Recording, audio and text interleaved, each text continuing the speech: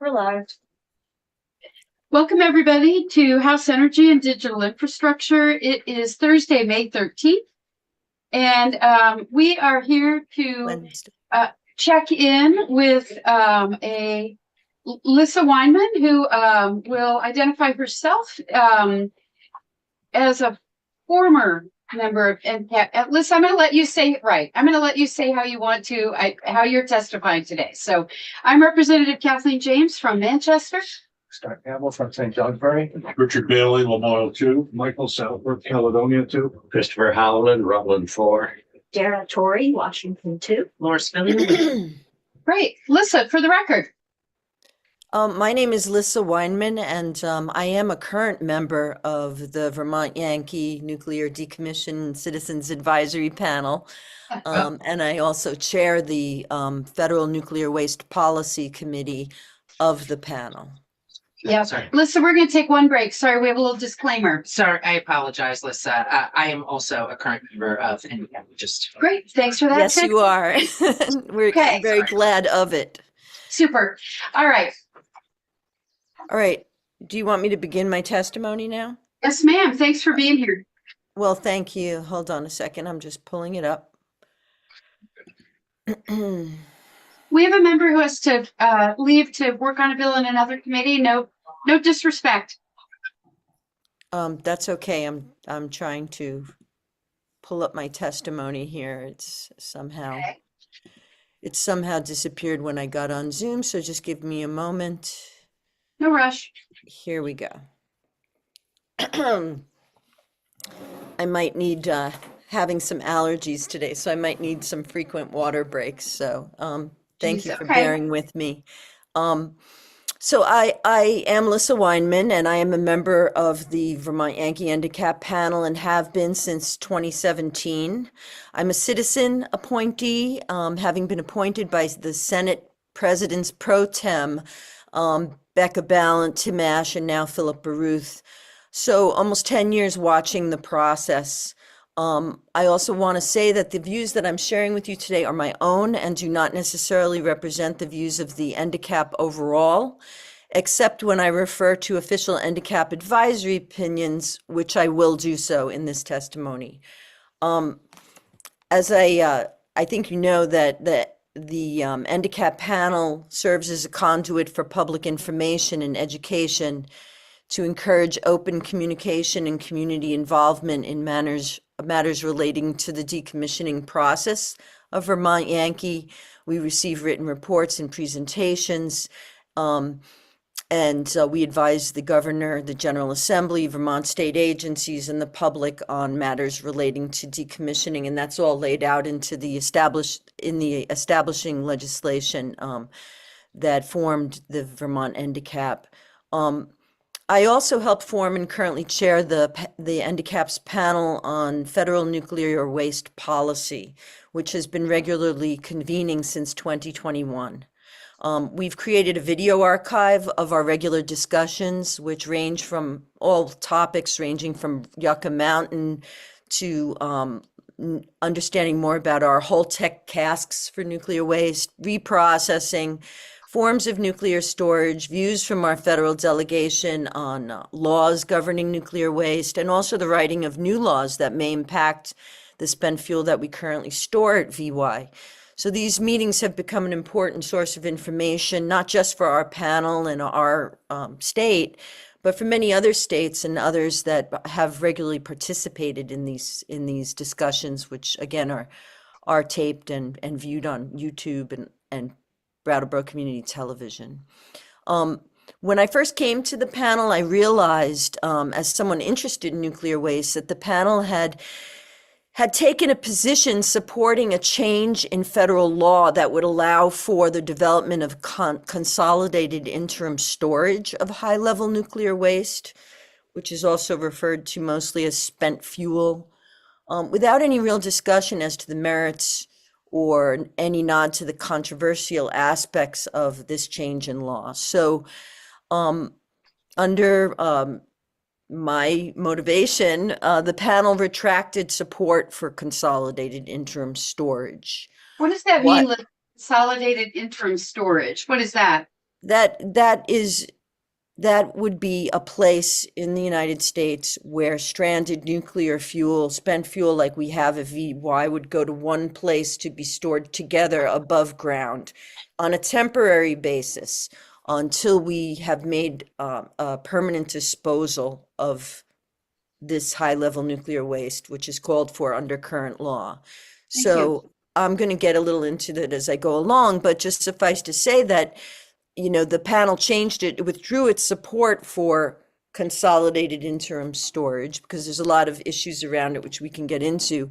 But then the panel had no position on changes to federal nuclear waste policy until in February 2022, we issued our first advisory opinion on the matter. And that was in response to the U.S. Department of Energy's request for information regarding consent-based siting of such a federal interim spent nuclear fuel storage facility.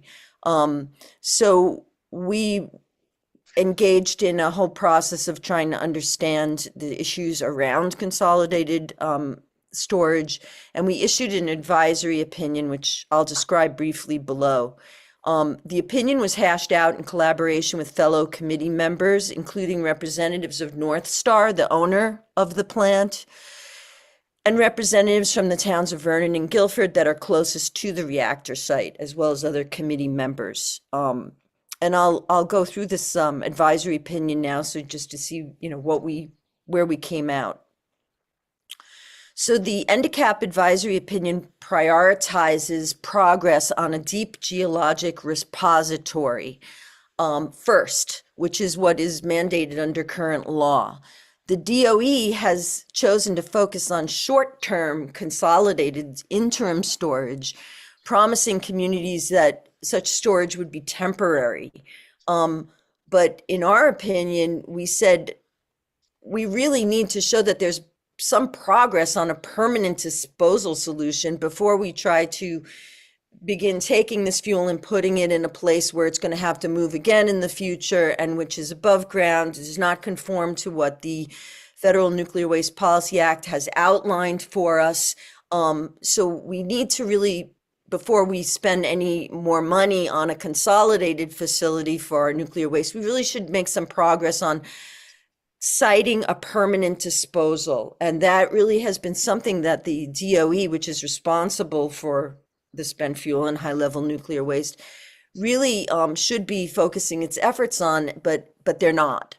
And to try to get communities to agree, to consent, to host such waste, in the absence of any progress at all on the deep disposal facility that everyone knows we need, regardless of whether we reprocess or whatever we do. It's generally accepted, recognized that we need this permanent disposal, and to start taking fuel and putting it somewhere else without any progress on permanent disposal, we felt was foolish, and really did not do much to engender any kind of trust in the Department of Energy moving forward to take on this role of managing our nuclear waste. So that was one of the positions that we have. So our opinion stated that any consolidated nuclear waste facility should be pursued only after we've begun to make progress on a deep geologic disposal facility. And, the NRC says that the waste is safe, stored in casks like we have at VY for long periods of time. So, why move it twice, was the general sort of feeling. We have our first question. Sorry, Yes. that was a hand signal. Rep. Kleppner. Hi, thank you. And Lisa, sorry for coming in late. Do you have any sense whether there are, now that Yucca Mountain is apparently stuck forever, is there any progress in identifying any other potential sites for long-term deep storage? No. And the fact is that even if Yucca Mountain were to open tomorrow, which it won't, and it's not just for political reasons. There's been a lot of geologic problems with that site that have been hashed out and recognized by physicists and geologists across the board. likewise, the local native tribes that are out there, the Shoshone Native Americans are vehemently opposed to that site as well.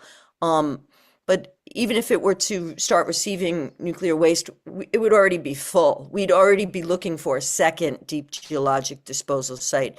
So the truth is that, the narrative focuses on one deep site, but the truth is that we probably will already need two.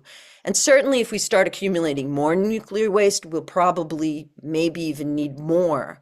I should mention that, really hasn't been much progress internationally on development of these deep disposal sites. That's just really beginning. Finland has apparently just opened a site after 40 years of developing a deep geologic disposal site, which is great for Finland. And, they took it seriously. Sweden's working on one. Canada has announced a site. They're still trying to work on it. But Finland only has less than 2% of the total high-level nuclear waste spent fuel that we do. So it's a much smaller amount than what we're going to have to contend with here in the United States. Does that answer your question? Does, thank you. Yes. And I'm sorry, I'm trying to read my testimony from the computer, so it's hard for me to see anybody with their hands raised. So just feel free to interject. I'll just vigorously interrupt. If you, Yes. Rep. Campbell. You may be getting to this or it may be off topic, but I'm wondering about what France does with their waste. I keep hearing, oh, France takes care of their waste. They reprocess it and whatever. France is also seeking deep geologic disposal. They reprocess, but even with reprocessing, they will need a deep geologic disposal facility. Reprocessing does not take care of all nuclear waste. There will always be the need for deep geologic disposal. I've heard different estimates for how much reprocessing could reduce the total amount of waste needed to be disposed. And those estimates vary very widely because there isn't a lot of experience with the reprocessing. So even France has the need for the deep geologic disposal facility, even though they are reprocessing a good amount of their waste. And a figure that I have heard is about half of the waste will still need to go into some form of disposal. Okay, great. Thank you. Should I go back to my testimony? Yes, on we go. Thank you. You're breaking up a little. Oh, weird. I said yes, Okay. please. Okay. On we go. All right. The truth is, really, nobody wants to take on this nuclear waste. The DOE has been investing in this process of trying to develop a consent-based siting initiative for whatever kind of storage, permanent or temporary. And they have put a lot of 22 million in the past couple of years on this consortia project, which gave small groups around the country $1 million to $2 million to go around and try to inquire among communities, what would it take for you to accept nuclear waste? In my opinion, it was really a public relations effort to sort of familiarize and make it seem that nuclear waste wasn't, something terrible to have, and there might be incentives. But really, nobody has stepped up to want to host such a facility. And it should be noted that in places like Texas and New Mexico, Texas, where Vermont has been sending its low-level waste, their low-level waste facilities and the governors and legislatures in those two states have vehemently opposed any siting of high-level spent fuel in their state. And that really raises questions for us, because if the two states that have the most sort of experience with low-level waste are adamantly opposed to receiving higher-level waste, what does that say about that state's experience in dealing with the waste? Likewise, a deep geologic disposal facility in Carlsbad, New Mexico, that's a Department of Defense facility, called the WIP facility, Waste Isolation Pilot Project, was supposed to really highlight the feasibility of deep geologic disposal, and they've had a lot of problems. There was a major explosion. The place closed for several years. So it hasn't exactly been the showcase that the government had hoped for. I should also say that, over the years, there is something called the Nuclear Waste Fund that was a nuclear electricity generating tax that had been imposed on generating facilities. And that fund now has about $48 billion in the Nuclear Waste Fund that's expressly supposed to pay for permanent disposal. But there's been a lot of interest in that fund for other purposes. And even if that fund was to be used for the deep geologic disposal right now, it would probably only account for half of the total expenditures required to develop a deep geologic disposal facility. So, and that nuclear waste fund, the tax that was imposed on the new electricity production by nuclear was rescinded 10 years ago by federal courts because utilities were arguing that, there shouldn't be a tax collected for that purpose because the DOE still doesn't have a solution. And the court actually ridiculed the Department of Energy, saying, they're pie in the sky, their estimates really had no relationship to reality. Therefore, you couldn't keep taxing the nuclear electricity generation without a viable plan. So basically, for the past 10 years, there's been no investment in that nuclear waste fund toward permanent disposal. So that is a real problem, and the DOE has yet to rectify that. So our advisory opinion, that's the disposal part. Our advisory opinion that we issued also pointed to the need for an independent, integrative federal waste management agency, a new agency outside of DOE to try to deal with the waste. And this mirrors recommendations by the Blue Ribbon Commission on America's Nuclear Future, which is called for a new independent agency that would be not subject to congressional appropriations, to changes in administration, which tend to ping pong back and forth any progress on dealing with our nuclear waste, so that it would create an independent agency. And that is something that we also backed in our advisory opinion at NDCAP. And there's a lot of groups calling for that. For instance, the San Onofre nuclear reactor on the shore of the Pacific Ocean has waste in casks sitting on the Pacific Ocean. They've been pushing for a solution to take those casks away. They back temporary storage because they're concerned about what might happen in the short term to those casks because they're right on the ocean and in a seismic active zone. So they are leading the charge really nationally with Representative Levin in that state, who has tried to get some federal action and has a variety of bills, including the Nuclear Waste Administration Act, that would create a new federal agency to deal with this. But there's been really no traction on any of those bills over time. We have over 100,000 metric tons of spent fuel sitting at about 76 sites around the country, most of it on waterways that are now subject to flooding and other catastrophic climate situations potentially. And that number is just going to grow if we expand nuclear further. So Question. Yeah. I've never thought about this before, literally until just this minute. Mm-hmm. I sort of assumed that the storage casks were totally bomb-proof. So, in other words, if there were an earthquake, the casks would, I don't know, roll into the ocean but not break open or something. I mean, I'm not being facetious. I guess I don't understand how vulnerable the casks themselves might be to some sort of catastrophic event. Well, the casks are heavily tested, and the NRC has said that they're secure.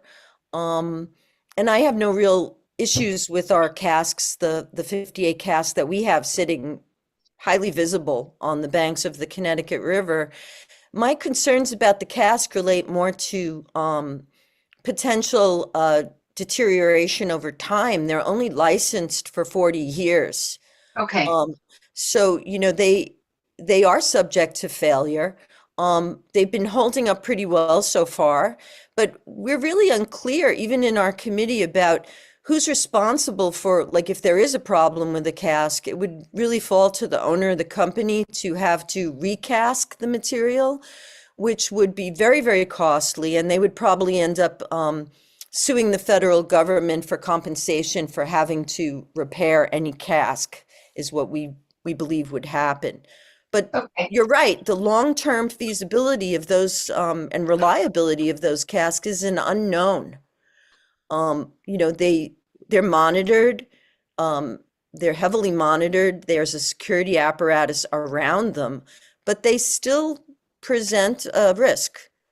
So that, much less of a risk, by the way, than a spent fuel pool, which I'm very relieved that our former governor and the memorandum of understanding when Vermont Yankee was sold expedited removal of fuel from the spent fuel pool, because they're much more vulnerable to all kinds of particularly loss of power situations, where once you've got the spent fuel in a cask, it's much safer because it's passively cooled. You don't require an input of electric of energy and water to cool the spent fuel rods. Therefore, those pools are susceptible to fires and other issues, which makes them pretty scary, actually. And there's a few of them still around. But at any rate, is there any more questions? I don't see any. No, forward we go. Okay, so there's been, different entities have proposed different ways of creating an independent agency that would oversee our federal nuclear waste management. Former NRC Chair Allison McFarlane just issued a report and outlining a structure called New Corp that would actually put a lot of private enterprise in charge, like a quasi-public private partnership to manage the waste. But there really has been no progress on the creation of such an independent agency either. So there's been no action on most of these bills that have gone through Congress, and it really feels like it's a hot potato that Congress really doesn't want to deal with, and they've sort of left a lot of these matters to be dealt with by the executive and by agencies. So we keep producing estimates of 2,000 tons of nuclear waste each day with no real solution, hoping that, the future will somehow take care of it. I would say that in that advisory opinion, we also pointed to the need for a real cost benefit analysis of, nuclear energy, and, that would take into account the full cycle of nuclear, from the front to end mining to the back end forever nuclear storage, reprocessing. There's not really been a comprehensive study of the long-term costs of the entire fuel cycle. The Office of General Accounting has done some studies, the Congressional Budget Office has done others, but there really needs to be much more of a public discussion analysis of the whole nuclear enterprise and the costs involved therein. And so that was also part of our advisory opinion. So, I wanted does anybody have any questions up to now regarding that advisory opinion and the stance that the NDCAP has taken on federal nuclear waste storage? Campbell. Sure, just to put a finer point on it. So what you're saying is we really don't know how much electricity generated by nuclear power costs. That's true. Okay. But we know it's a lot. Well, it's certainly higher than renewables at this point. I get to that a little bit later in the testimony, but Okay, good. So the push for new nuclear that was really stimulated, I mean, it's been going on for years, but the Trump administration, really stepped on the gas when they issued executive orders last year that have really pushed nuclear into the forefront. But I think one thing that the committee needs to consider is that um, industry oversight has been very much diminished by this rush to new nuclear. We're very concerned about the Nuclear Regulatory Commission. There's been changes to the Nuclear Regulatory Commission that have cut staffing and diminished the independence of that agency. It's been commented on a lot. And there's also been recent rules that put more of the oversight process into the Department of Energy as opposed to the NRC. So this independence of regulators is really under threat right now under the Trump administration. And recently, 12 offices of attorney generals, including Vermont, have commented on some of these new rules and have basically that call for an elimination of environmental impact studies being done for some of these new reactor designs. And, it raises a lot of concerns about, at a time when we're testing new technologies and pushing new nuclear so fast, why are we diminishing the regulatory power of the NRC? It causes a lot of questions and concerns. Edwin Lyman at the Union of Concerned Scientists said recently that these changes at the NRC are not about making the reactor licensing process more efficient, but about weakening safety and security oversight across the board. The change to NRC's mission effectively directs the agency to enforce only the bare minimum level of regulation at every facility it oversees in the United States.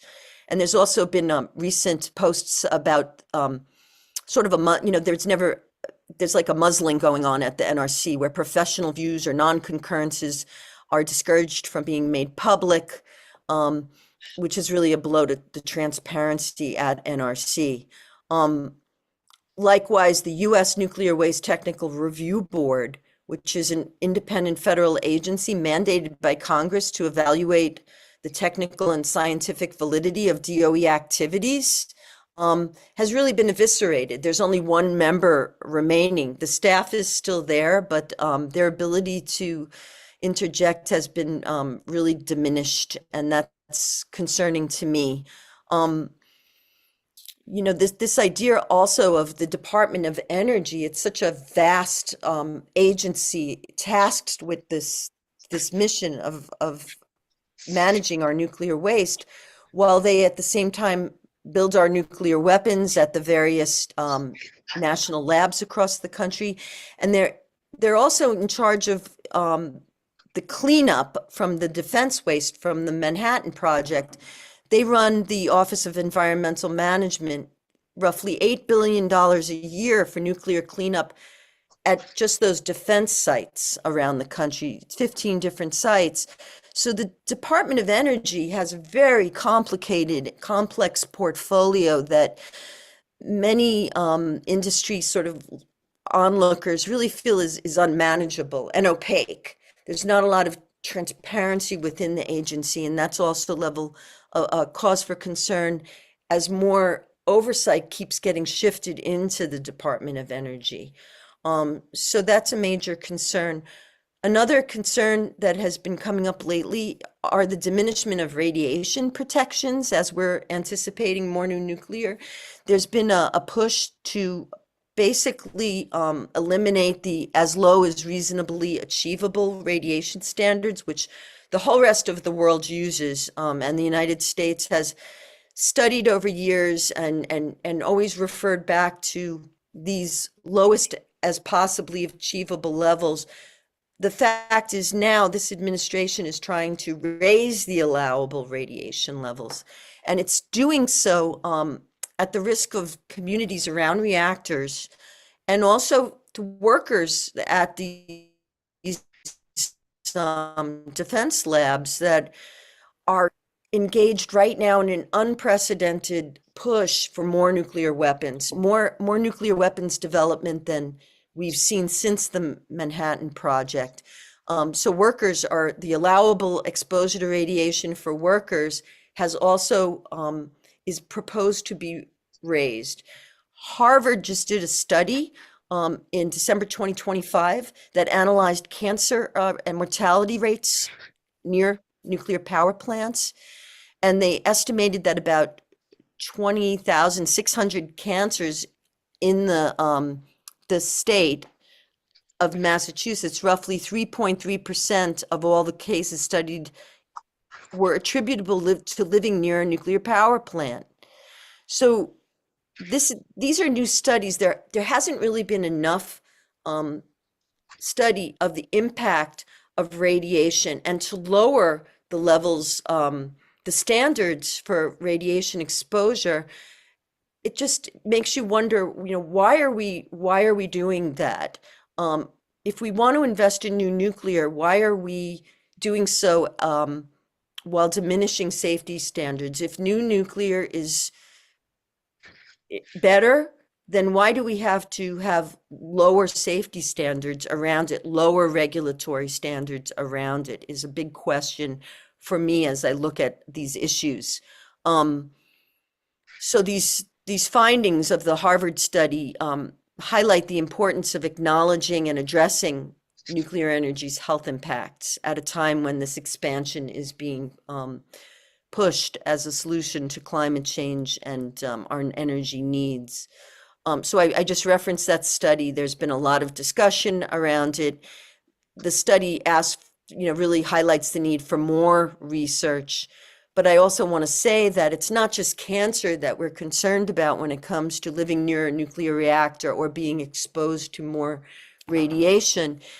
There's a number of studies that point to immune system issues, that exposure to constant lower acceptable levels of radiation have a diminishing impact on the health of women and children, even much more than men. So, it's not just cancer. It's something that we don't fully understand. And again, why are we lowering the safety threshold on radiation as we push for new nuclear? Shouldn't we, as we progress through the technology, make ourselves safer? But that's not actually seems to be the case. So I want to move now to just some comments about advanced reactor technology, because I know everybody's talking about the small modular reactors and how they sound very exciting. The technologies, there's like not over 90 new designs, and there's all kinds of excitement about technological innovation around these things. But as you've probably heard from others, a lot of it feels really pie in the sky and untested. And certainly the actual building and demonstration of these new reactors has not been done. So a lot of it is speculation. A lot of my comments are going to derive from the National Academies of Sciences.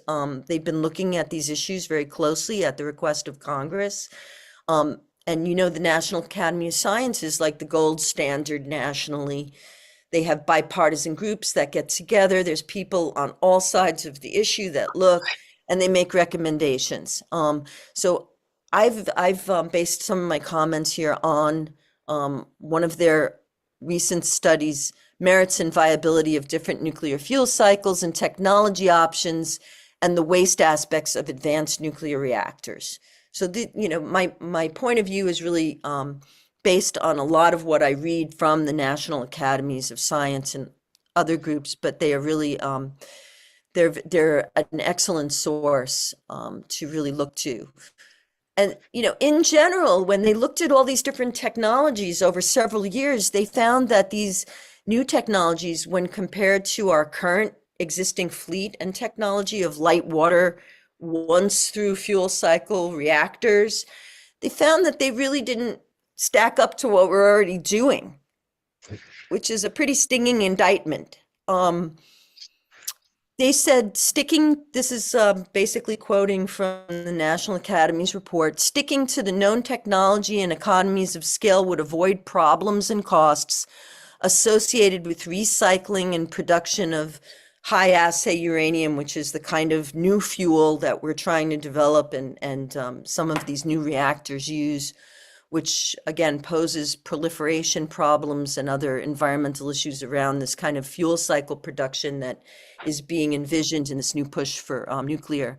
It raises a lot of concerns about proliferation, especially when private companies are rushing to the fore to partner with governments around the world to develop these new types of nuclear fuel. The National Academy said that implementing just a few most promising reactor concepts and their associated new fuel cycles on a large commercial scale would require substantial government and industry investments well beyond 2050, which the National Academies have also said really limit the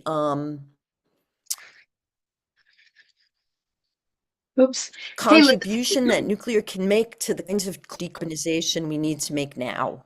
Hey, Lisa, you're cutting Yes. out now. I am wondering if you should turn off your video.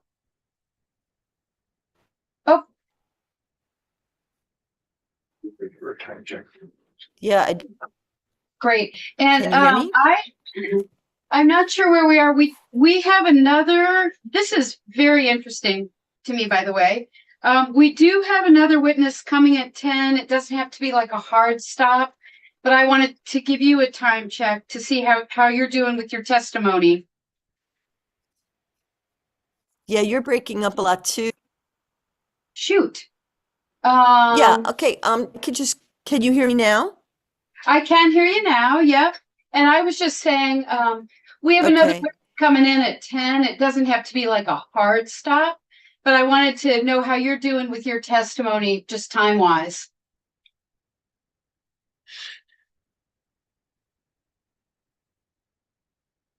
Oops. Oh, There she goes.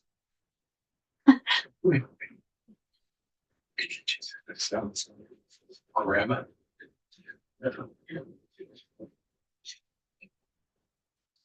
Did we just lose her? Yeah, I think so. So did you hear what she said about the timeline to do all the, No. something like 20? Oh, The yeah, research? the last thing she said, yeah, it was something about investments will be required through 2050. I don't remember exactly what it was. Come up with a plan.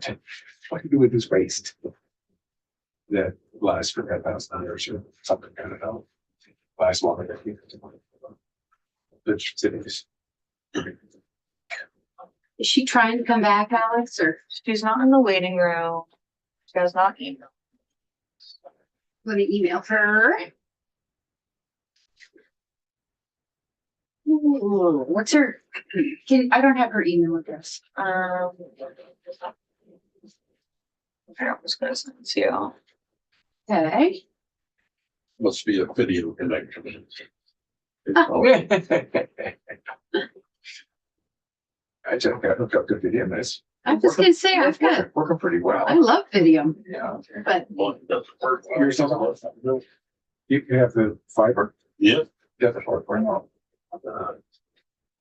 Keep dropping out. no, it just doesn't. Supposed to have.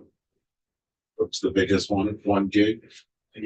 Well, bigger than that. Well, I mean, But- right. Yeah. And it's a So, not bad. yeah, and the Wi-Fi that's down a lot. If you're getting it over the air, it's down a lot. If you have it through a cable, it's through a Cat5 cable. Oh, yeah, That's when you get the full speed. yeah. I do have a Cat5 hookup. It's not interesting, you never said that. So you need to plug a cable into your computer and into your digital box, you know, To get the full speed, yeah. To get the full Because speed. Wi-Fi becomes the choke point. so it's the Wi-Fi between the little box on the side and the computer. So you need to get a, Yeah, well, I mean, you may, at least my Wi-Fi, there might be more Oh, advanced she's in the Wi-Fi. waiting room. Cat She's in 5. the waiting room. Yeah. Okay. Cat 5 cable, yeah. I don't know if she heard the suggestion to leave her camera off, if that might help. Hi, Lisa. I don't know what happened, but I guess it's Vermont, right? Yeah, well, I was just saying, I don't know if it would help to leave your camera off. And then the other, I was just doing a time check too. We have Yeah. another witness at 10. It doesn't have to be like a hard stop at 10, but your testimony is very relevant. So if you've got a lot more to go, we could stay on for another 15 minutes and then invite you back. Or if you're almost done, I don't know how you're proceeding. You know, I think I can wrap up pretty quickly if you want. You know, obviously I'm going to submit the written testimony, so, you know. Great. Um, Sure. Why don't we just forge ahead then? Like I said, we don't have to, hard stop right at 10. Yeah, I mean, and I think you've heard from other people about some of the problems with the small scale reactors. Basically, you know, if they're untested, there's a lot of promises about them. They're going to generate more and more exotic forms of waste. That is generally accepted. Some of these new nuclear projects, like NuScale in Utah, have, the estimates are really that they took twice as long and cost twice as much. There was an academic study examining 180 nuclear power projects around the world and found that 175 of them exceeded the initial budget by an average of 120% by the time they were completed. And they also take 64% longer than projected. So these are just considerations regarding new technology and this idea that the small modular reactors somehow, even without economies of scale, are going to be able to deliver lower electricity prices seems inconceivable at this point. Likewise, internationally, these SMR projects are over budget and unreplicated. There's a lot of supply side problems with them. Meanwhile, wind, solar, batteries, and grid solutions are scaling up much faster at much lower costs. So it really appears that SMRs don't change the economics, they don't change the waste problem. They tend to replicate nuclear's problems just in smaller packages. And it just makes it more expensive per kilowatt hour with the smaller reactors. So I'm not really sure what the advantages are seen to be ultimately. So you really have to be very careful if we're going to be considering one in our state. I wanted to mention the Welch legislation, the Welch heard and some- Balanced Nuclear Plant Decommissioning Act. we have We're going to be, testimony on that. yes, I saw the testimony Yeah. on it. I just wanted to say that NDCAP is going to be considering that at the next, it's on the agenda for our next full panel meeting. And it really underscores the fact that while the industry sues the federal government every year, a couple of years, because the DOE hasn't taken away the nuclear waste, there's really no way for the local community to get any compensation for actually playing this role of interim storage, which we are. Now, once the decommissioning and all the buildings are done and the remediation takes place, we are going to be stuck with the ISFSI, the Independent Spent Fuel Storage Installation, for likely the next, at least, even if things go the way the industry would like it, for the next 20 or more years. So it really stands to reason that the community, the local community, should get some form of compensation for playing this role of an interim high-level nuclear waste storage site. And the Welch balanced legislation would really do that and raise awareness for the cost of communities for playing host. So that is something I think that we might end up issuing another advisory opinion about in the future, once we learn more and have a panel committee vote.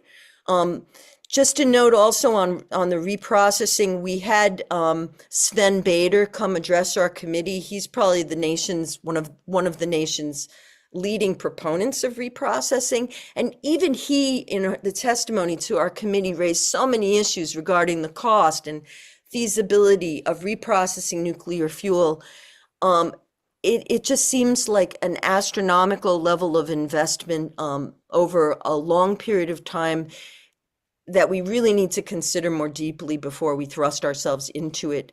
So just questions for Vermont moving forward, who's liable should something go wrong is a big one. The Price-Anderson Act that puts full liability basically on the US taxpayer for any nuclear issue that might arise was just renewed for 40 years. And if a lot of people feel like if the industry actually had to be liable for the safety and for some of the cost associated for mistakes in nuclear power, that you wouldn't see nuclear power developed. The liability rests with taxpayers, and that is a major consideration for a state like Vermont. I have a Yes. question about that. We saw passing reference to the Price-Anderson Act in yesterday's testimony, but we didn't have a chance to really understand. Could you tell us what that is? The Price-Anderson Act basically puts the liability for the cost of any kind of accident or nuclear mishap on the public. I think it's after, I don't know what the number is, the industry would have to pay up to, I think it's 10, maybe 100 million. I'm not really sure. There would be some industry liability, but minuscule, almost negligible when you compare to the costs associated with the kinds of nuclear failures we've seen, for instance, in Fukushima or Chernobyl. Those costs are through the roof and they're forever. They're just something to consider when you're considering any kind of new nuclear reactor. Things do go wrong, particularly with new technology that's really existing potentially in a diminished regulatory environment. In an environment where there's lower, standards regarding radiation, there's going to be potentially more problems associated with it. So, I just want to say that, this push to me for more nuclear, that the governor is also seems to be a proponent of, is really being pushed through and rushed in a way that I think is reckless.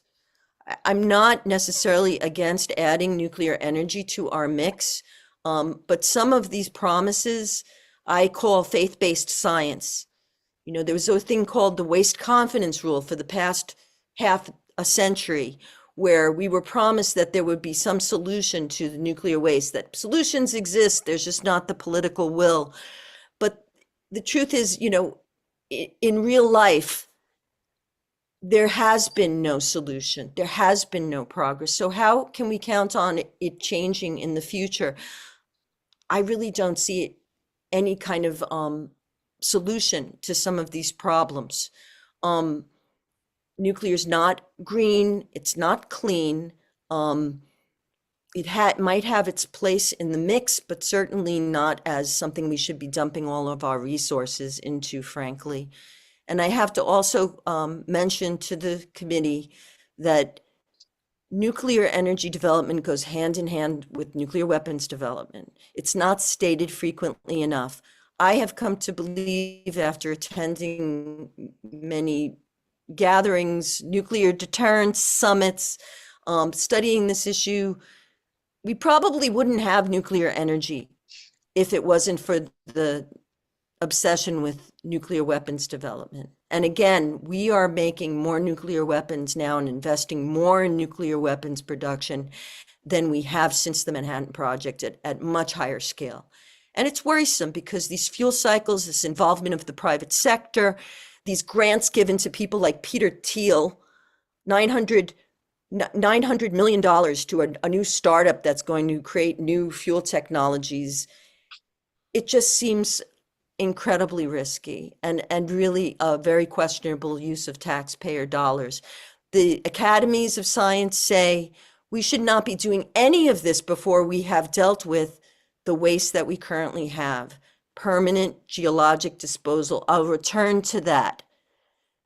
This is the consensus of the experts. Why are we not making progress? Why would we want to create so much more nuclear waste and different types of waste when we haven't even dealt with the most basic issues? And, that's really my testimony. I have a lot more that's in my, but I don't want to, kind of run through. I would love to hear any more questions. The NDCAP itself, once North Star applies for a partial license termination, which will probably be before the end of the year, the NDCAP legislation calls for the dissolution of our panel. But decommissioning is not finished. That ISFAC is going to stay there for a long, long time in the future. And we should be paying close attention to the federal changes, to things that are going to affect our state regarding that nuclear waste. So I would propose that once the NDCAP dissolves because the license is terminated for the reactor itself, that the legislature pick up a new piece of legislation that would create a similar citizens body around the ISFAC itself and the issues that we face as a state regarding long-term storage of high-level nuclear waste.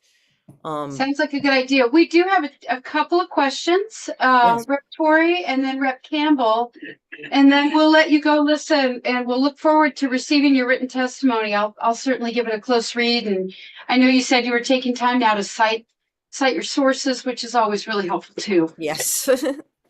Imperative. Yeah, it is imperative. Rep. Torrey.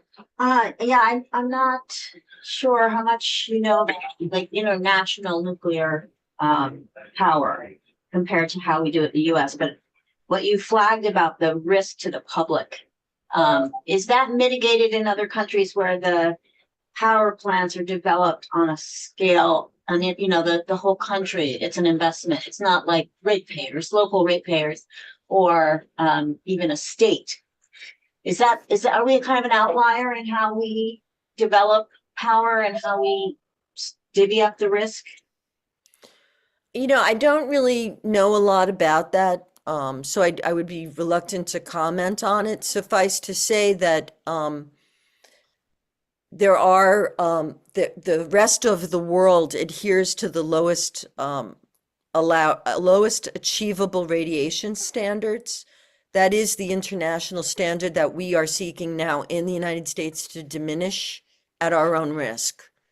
So I would say in Europe and other places, it's funny with nuclear reactors. Everybody wants to put a reactor as far as possible away from their population centers. Look at even our corner of the state where we chose to site our nuclear reactor, right on the border with Massachusetts. And that's the trend. So it just begs the question, if this is so safe, why are you putting it as far as possible away from your population centers and other things? And I think that is the right approach, by the way, but it just tends to erode this kind of sense of safety around nuclear power in general. And again, the constant exposure to low-level radiation, even at acceptable levels, has not been adequately studied and has been proven in recent studies to potentially diminish our health overall, which is something that needs to be looked at more closely.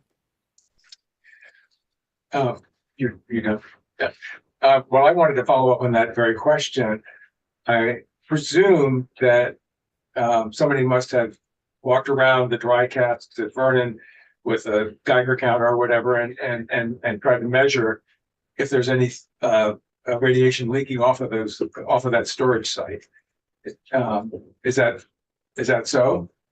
Yes. You know about those studies? Yes, that North Star performs that kind of security analysis regularly. I should also. Do you know how Excuse me? often? Do you know how often those tests are done? Oh, I think that they're done regularly and frequently. I don't know the actual frequency of them, but I have a lot of confidence in North Star and their oversight, because we have a good company there and good people working. That's not always the case at other reactors. We're very lucky in Vermont to have North Star. However, they knew when they purchased the plant that it was well managed from the start. They knew they were getting a plant that had been well managed. And that was partially, by the way, because of the heavy oversight our state had required.